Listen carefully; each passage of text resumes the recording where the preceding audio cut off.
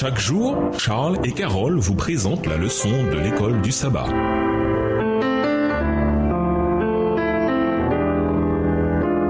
Bienvenue dans votre émission. Dieu nous parle. Nous voilà à la leçon de mercredi. Persévérer ensemble. Qu'est-ce que Paul conseille à ses lecteurs de faire vu leur situation? Que peut-on apprendre d'Hébreux qui soit bénéfique pour nous? Analysons la manière dont Dieu a aidé Élie à dépasser son découragement. Lisons 1 Roi 19 et versets 5 à 18. Qu'a fait Dieu pour restaurer la foi d'Élie, son serviteur? 1 Roi 19, les versets 5 à 18. Il se coucha et s'endormit sous un genêt, et voici un ange le toucha et lui dit « Lève-toi, mange ». Il regarda et Élie avait à son chevet un gâteau cuit sur des pierres chauffées et une cruche d'eau. Il mangea et but, puis se recoucha. L'ange de l'Éternel vint une seconde fois, le toucha et dit « Lève-toi, mange, car le chemin est trop long pour toi ». Il se leva, mangea et but. Et avec la force que lui donna cette nourriture, il marcha 40 jours et 40 nuits jusqu'à la montagne de Dieu à Horeb. Et là, il entra dans la caverne et il y passa la nuit. Et voici la parole de l'Éternel lui fut adressée en ces mots. « Que fais-tu ici, Élie ?» Il répondit, « J'ai déployé mon zèle pour l'Éternel, le Dieu des armées, car les enfants d'Israël ont abandonné ton alliance, ils ont renversé tes autels et ils ont tué par l'épée tes prophètes. Je suis resté moi seul et ils cherchent à m'ôter la vie. » L'Éternel dit, « Sors et tiens-toi dans la montagne devant l'Éternel. » Et voici l'Éternel passa, et devant l'Éternel il y eut un vent fort et violent qui déchirait les montagnes et brisait les rochers. L'Éternel n'était pas dans le vent, et après le vent, ce fut un tremblement de terre. L'Éternel n'était pas dans le tremblement de terre. Et après le tremblement de terre, un feu. L'Éternel n'était pas dans le feu. Et après le feu, un murmure doux et léger. Verset 13. Quand Élie l'entendit, il s'enveloppa le visage de son manteau. Il sortit et se tint à l'entrée de la caverne. Et voici une voix lui fit entendre ces paroles. « Que fais-tu ici, Élie ?» Il répondit, « J'ai déployé mon zèle pour l'Éternel, le Dieu des armées, car les enfants d'Israël ont abandonné ton alliance. Ils ont renversé tes autels et ils ont tué par l'épée tes prophètes. Je suis resté moi seul et ils cherchent à m'ôter la vie. » L'Éternel lui dit, « Va, reprends ton chemin par le désert jusqu'à Damas, et quand tu seras arrivé, tu oindras Hazaël pour roi de Syrie. Tu oindras aussi Jéhu, fils de Nimshi, pour roi d'Israël, et tu oindras Élisée, fils de Shaphat d'Abel-Méola, pour prophète à ta place. Et il arriva que celui qui échappera à l'épée de Hazaël, Jéhu le fera mourir, et celui qui échappera à l'épée de Jéhu, Élisée le fera mourir. Mais je laisserai en Israël 7000 hommes, tous ceux qui n'ont point fléchi les genoux devant Baal, et dont la bouche ne l'a point baisé. » Le récit des interactions de Dieu avec Élie après le Carmel est fascinant, car il montre combien Dieu fait preuve de soin attentionné et de sagesse pour s'occuper de ceux qui sont dans la détresse et qui luttent pour retrouver la foi. Dieu fit plusieurs choses pour Élie. D'abord, il s'occupa de ses besoins physiques. Il lui procura de la nourriture et du repos. Ensuite, dans la grotte, il le réprimanda gentiment. « Que fais-tu ici, Élie ?» 1 Roi 19, le verset 9. Et l'aida à comprendre comment il agissait et accomplissait ses desseins. Dieu n'était ni dans le vent, ni dans le tremblement de terre, ni dans le feu, mais dans la voix ténue. Ensuite, il donna à Élie un travail à faire et le rassura. Lisons Hébreux 2, verset 1, Hébreux 3, les versets 12 à 14, Hébreux 5, les versets 11 à Hébreux 6, verset 3, Hébreux 10, verset 19 à 25.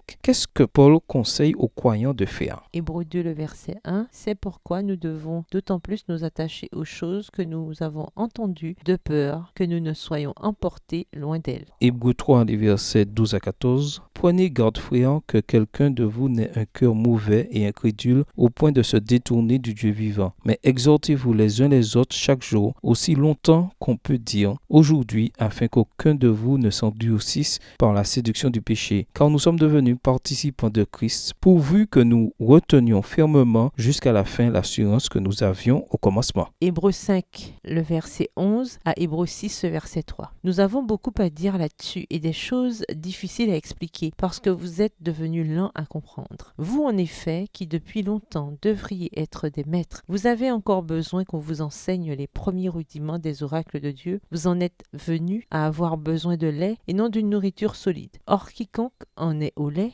n'a pas l'expérience de la parole de justice, car il est un enfant. Mais la nourriture solide est pour les hommes faits, pour ceux dont le jugement est exercé par l'usage à discerner ce qui est bien et ce qui est mal. Hébreux 6, et versets 1 à 3. C'est pourquoi, laissant les éléments de la parole de Christ, tendons à ce qui est parfait, sans poser de nouveau le fondement du renoncement aux œuvres mortes, de la foi en Dieu, de la doctrine des baptêmes, de l'imposition des mains, de la résurrection des morts et du du jugement éternel. C'est ce que nous ferons si Dieu le permet. Hébreux 10, versets 19 à 25. Ainsi donc, frères, puisque nous avons au moyen du sang de Jésus une libre entrée dans le sanctuaire par la route nouvelle et vivante qu'il a inaugurée pour nous au travers du voile, c'est-à-dire de sa chair, et puisque nous avons un souverain sacrificateur établi sur la maison de Dieu, approchons-nous avec un cœur sincère, dans la plénitude de la foi, les cœurs purifiés d'une mauvaise conscience et le corps lavé d'une eau pure. Retenons fermement la profession de notre espérance, car celui qui a fait la promesse est fidèle. Veillons les uns sur les autres pour nous exciter à la charité et aux bonnes œuvres. N'abandonnons pas notre assemblée, comme c'est la coutume de quelques-uns, mais exhortons-nous réciproquement, et cela d'autant plus que vous voyez s'approcher le jour. Tout au long d'Hébreux, nous avons plusieurs instructions données par l'apôtre aux lecteurs pour les aider à retrouver leur force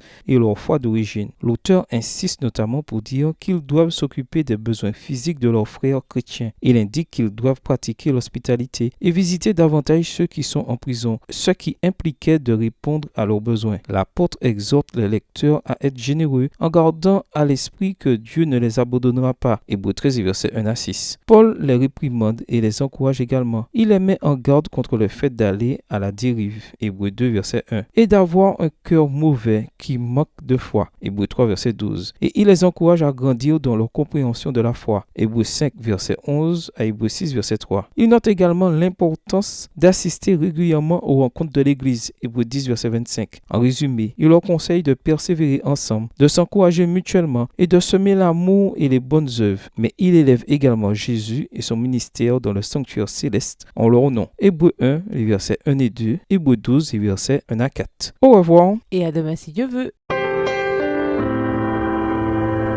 Dieu nous parle. Chaque jour, Charles et Carole vous présentent la leçon de l'école du sabbat.